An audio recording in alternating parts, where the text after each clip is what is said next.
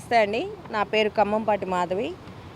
గత నెల 29వ తారీఖు మా సిస్టర్ ఇంట్లో జరిగిన చిన్న ఇన్సిడెంట్ వల్ల మాకు రాయదుర్గం పోలీస్ స్టేషన్లో చిన్న పెట్టి కేసు లాంటిది అయింది. దాన్ని మేము కోర్టులోనే చూసుకునేవాళ్ళం. కానీ ఈ విషయాన్ని పట్టుకొని సుమన్ టీవీ ఛానల్ వాళ్ళు ఉన్నవి లేనివి అందులో ఎలాంటి రుజువులు సాక్ష్యాలు లేకుండా మహా అసహ్యంగా దరిద్రంగా నా మీద ట్రోల్ చేయటం జరిగింది. వెళ్ళి బ్రతిమిలాడిన ఒక ఆడపిల్ల ఇక్కడి వరకు వచ్చింది అని మినిమం సెన్స్ కూడా లేకుండా నా మీద చాలా రూడ్గా మాట్లాడటం, బెదిరించటం, తీసుకోము ఏం చేసుకుంటారో చేసుకో అని చెప్పటం, అక్కడ సదరు CEO మేడం గారు చెప్పటం ఇదంతా జరిగింది. నాకు న్యాయం ఎలా జరుగుద్దో తెలియక నేను మళ్ళీ వచ్చి రాయదుర్గం పోలీస్ స్టేషన్ని ఆశ్రయించాను. నాకు ఇన్ఫర్మేషన్ అంతా స్టేషన్ వాళ్ళే ఇచ్చారు, స్టేషన్లో పోలీసు వాళ్ళే ఇచ్చారు అని ఆవిడ చెప్పడంతో నేను మళ్ళీ ఏడుస్తూ రాయదుర్గం పోలీస్ స్టేషన్ దగ్గరికి వచ్చి అడిగాను.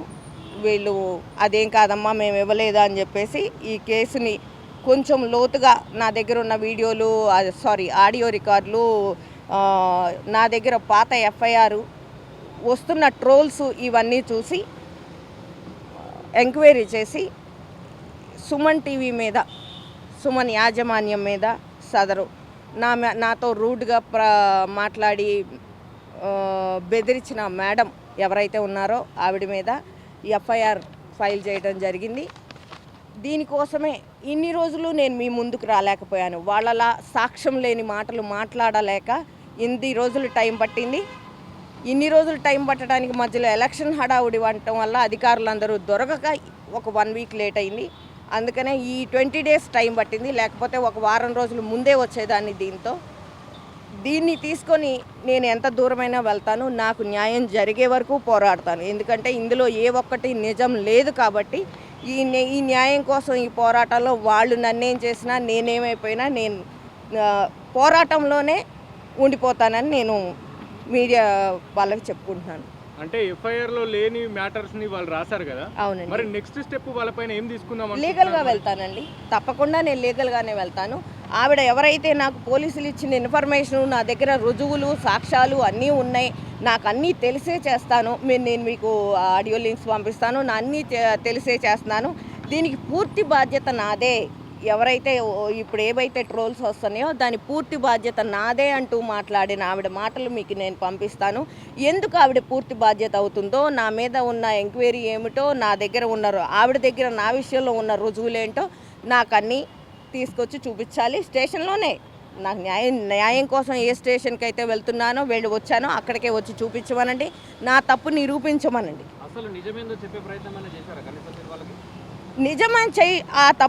నిజం చెప్పే ప్రయత్నంలోనే నేను సుమన్ ఛానల్కి వెళ్ళానండి. అక్కడికి సుమన్ ఛానల్కి వెళ్తే కనీసం ఒక 2 నిమిషాలు ఆడపిల్ల ఏడుస్తూ వచ్చిందని ఆ యాజమాన్యం సుమన్ గారిని నన్ను కలవనివ్వలేదు. ఆయన కలవనివ్వకపోక అక్కడ ఏడుస్తూ నేను ప్రాధేయపడుతుంటే ప్రాధేయపడటానికి కూడా వాళ్ళు మళ్ళీ నేను చచ్చిపోతాను అని బెదిరిస్తున్నాను అని చెప్పేసి ఇంకొక కేసు వేస్తారంట. మాది ఎలా వేస్తారో నాకు అర్థం కావట్లేదు. నాకు అన్యాయం జరిగినప్పుడు నేను ఎలా వెళ్తాను? నాకు బాధతోనే వెళ్తాను. మీకు తెలిసి తెలియకుండా రాస్తున్నారు, ఈ ట్రోల్స్ అన్నీ నిజం కాదమ్మా అనుకుంటూ ఇది తీసేయండి వీడియో అని నేను అక్కడికి వెళ్తే ఆవిడ మాట్లాడారు. CEO మేడం గారు, దీనికి సుమన్ గారు కూడా మీకు చేసేది ఏమీ లేదు, నేను రాస్తే అంతే, నేనే తీసేయాలి తప్ప మీరు ఎవరి దగ్గరికి వెళ్ళినా ఇది జరగదు, సుమన్ గారు కూడా బాధ్యత నాకే వదిలేశారు అనే విషయం చెప్పడం జరిగింది. మళ్ళీ ఏడుస్తూ నేను మళ్ళీ రాయదుర్గం పోలీస్ స్టేషన్ ఆశ్రయించి సైబర్లో నేను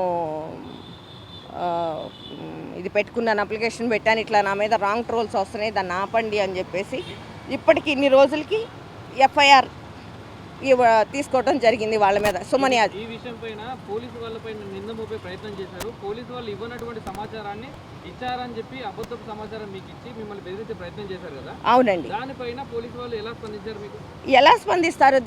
దానికి వాళ్ళు పూర్తి సపోర్ట్ నాకే ఉన్నారు. అవసరమైతే దాన్ని వాళ్ళు చెప్పడానికి కూడా సిద్ధంగా ఉన్నారు. మీడియా సభ్యులకి చెప్పడానికి మీ వైపు ఉందంటున్నారా? తప్పకుండా ఉందండి. న్యాయం నా వైపు లేకపోతే FIR కాపీ ఒక పెద్ద ఛానల్ మీద, అంత పెద్ద యాజమాన్యం మీద నాకు ఊరికినే కాగితంలా రాసి ఇచ్చేయరు కదా. నా పక్క న్యాయం లేకపోతే ఊరికినే ఇచ్చే పేపర్ కాదు కదా. ఈ పేపర్ కోసమే, ఆ న్యాయం కోసమే 20 రోజులు నేను పోరాటం జరిగింది. ఇప్పుడు ఆ ఛానల్ వాళ్ళకి ఫొటోస్ వీడియోస్ ఎవరు పంపారనుకుంటున్నారు మరి? ఇప్పుడు నేను అడుగుతున్నది కూడా అదేనండి. అసలు ఆ ఛానల్స్ వాళ్ళకి ఫోటోలు ఎక్కడికి వచ్చినాయి? ఈ ఛానల్ అనే కాదు, సుమన్ టీవీ అనే కాదు, సుమన్ టీవీ ఎందుకంత లేనిపోని విషయాన్ని ట్రోల్ చేసింది? ఆడపిల్లల జీవితాలు ఎంతమంది అండి రోజుకి మీడియా వల్లే చచ్చిపోయే వాళ్ళు రోజు ఉన్నారు. మీడియా చేసే ట్రోలింగ్ వల్ల తట్టుకోలేక చచ్చిపోయే వాళ్ళు ప్రతిరోజు చూస్తున్నాం. శవాల మీద కాకుల్లాగా అట్లా పొడుచుకొని తింటే ఇంకేం బతుకుతామండి? చచ్చిపోయిన వాళ్ళ మీద పీకు తింటూ బతికున్న వాళ్ళని కూడా పీకు తింటున్నారు మీరు. అంటే మీడియా వాళ్ళందరూ ఒకేలా ఉంటారు అనుకుంటున్నారు? అందరూ ఒకేలా ఉండారండి. ఇలాంటి వాళ్ళు అంటే ఒక సంస్థకి వెళ్ళి నాకు ఇది తప్పండి, మీకు తెలియదు, నాకు న్యాయం చేయండి అని నేను ఒక సంస్థకి వెళ్తే కనీసం ఒక ఆడపిల్ల వచ్చింది నా మీద రాంగ్ ట్రోల్స్ చేస్తూ సంపాదించుకుంటూ అక్కడ మీకు అర్థమై ఉంటుంది. ఆ టీఆర్పీలు అనుకుంటూ సంపాదించుకుంటూ నేను ఏడుస్తూ అక్కడికి వెళ్తే నాకు 2 నిమిషాలు టైం ఇచ్చి నా బాధ ఏంటో అడగలేకపోయారు వాళ్ళు.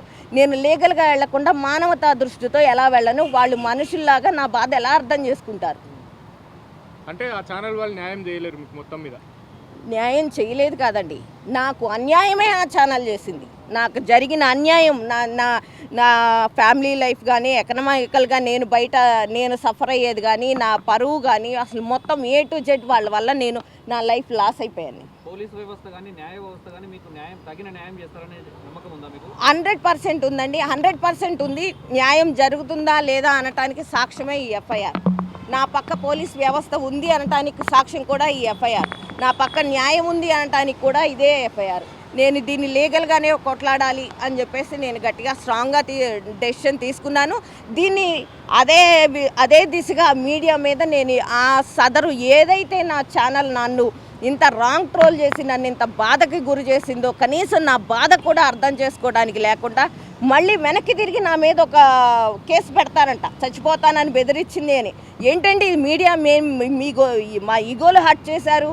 మళ్ళీ పైపచ్చి ఏడుస్తూ వచ్చి నా ఛానల్లోనే ఇంకొక ఇంటర్వ్యూ కాదండి. చాలా మంది కూడా సోషల్ మీడియా దౌర్జన్యానికి పాల్పడి బాధపడుతున్న మహిళలు చాలా మంది ఉన్నారు. అట్లాంటి వాళ్ళకి మీరు ఏం సజెషన్ చేస్తారు? అడగండి, మీ తప్పు లేనప్పుడు అడగండి. ఎందుకు సోషల్ మీడియా అయితే ఏమైనా 2 కొమ్ములు ఉంటాయా? ఉండవు కదా. మనలాగే మనుషులు, కాకపోతే ఒక మైకు ఒక కెమెరా ఉంటుంది, అంతకు మించి ఏమి ఉండదు.